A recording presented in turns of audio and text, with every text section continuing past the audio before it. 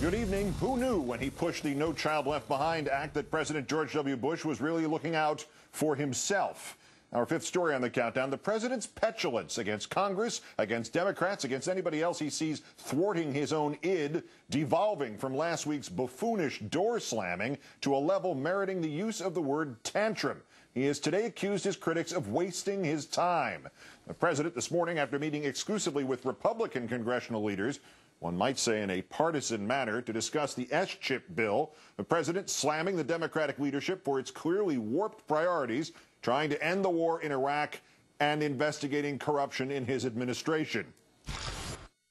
The House of Representatives has wasted valuable time on a constant stream of investigations, and the Senate has wasted valuable time on an endless series of failed votes to pull our troops out of Iraq. Maybe that's because Democrats regained control of Congress on an anti-war mandate last year, and many within the party believe the leadership is not doing enough to end that war. Of course, logic is not something to expect from a chief executive who makes a habit in one sentence of blaming Democrats in Congress for how much they are doing, and then in the next for how little he claims they are doing. They have not been able to send a single annual appropriations bill to my desk. And that's the worst record for a Congress in 20 years. Something the president had no problem with when the Republicans were in charge of the last session of Congress. Mr. Bush also criticizing the Democrats for perceived injustices that haven't happened yet. Spending is skyrocketing under their leadership. At least proposed spending is skyrocketing under their leadership. As opposed to the actual skyrocketing of spending that has happened under Mr. Bush's leadership. Just 40 days in Iraq would be enough to fund S-chip, health care legislation for 10 million American children, for an entire year. S-chip as it was intended, not a priority for this president.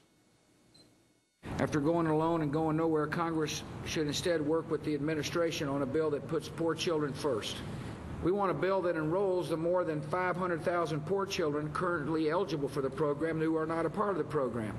Okay, we're going to keep going over this, Mr. President, not until you or someone in your administration understands, and that presumes the absence of an intent to mislead, but for as long as you make it necessary to explain this again. The health care costs of poor children in this country are already covered under Medicaid. S-chip meets the needs of working middle-class families with too much income to be eligible for Medicaid, but too little to afford to buy their own health insurance. There's a difference.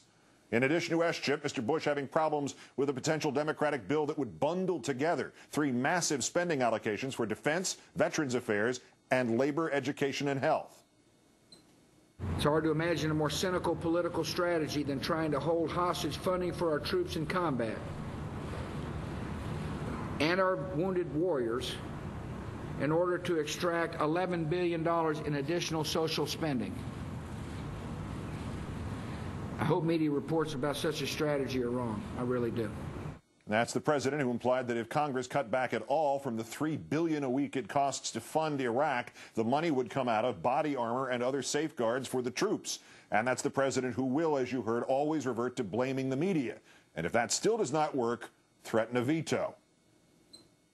If they're not, if the reports of this strategy are true, I will veto such a three-bill pileup.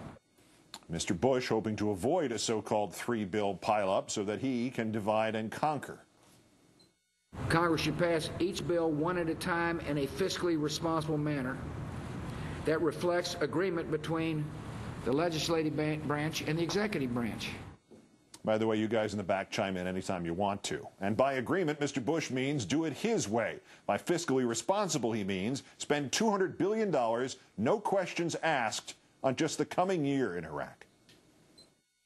I know some on the Democrat side didn't agree with my decision to send troops in, but it seems like we ought to be able to agree that we're going to support our troops who are in harm's way. Of course, there's always that option of supporting the troops by removing them from harm's way, by bringing them home, and stop getting them killed on your watch, Mr. Bush. This is normally the portion of the newscast where we'd call the Democrats' response, rather the lack of a proportional response, into question. Not so tonight. Speaker of the House Pelosi, at the end of a news conference this afternoon on toy safety, a fitting irony given the level of maturity the president exhibited this morning, giving as good as she got. The poor president. Poor president. You would think that the President of the United States would take some level of pride in the bipartisan accomplishments of this new direction Congress.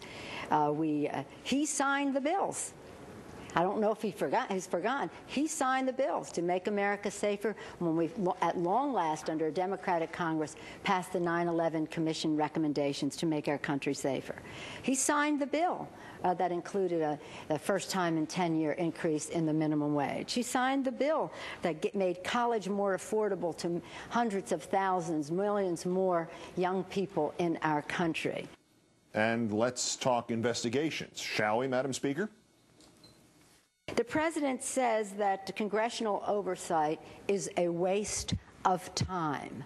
No, Mr. President, your Iraq conduct of the war has been a waste of money.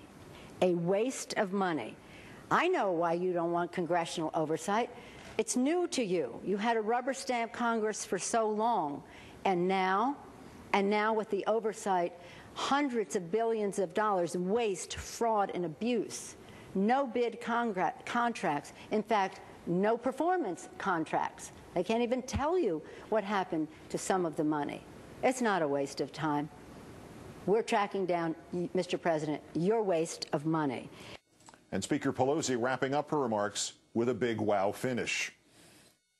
As the President criticizes Congress, instead he should take the time to work together in a bipartisan way, as we are doing in the Congress, to end the disastrous war in Iraq, to keep our promises to our veterans, and he should work with us to promote and to pass S-CHIP, to provide health insurance to 10 million American children.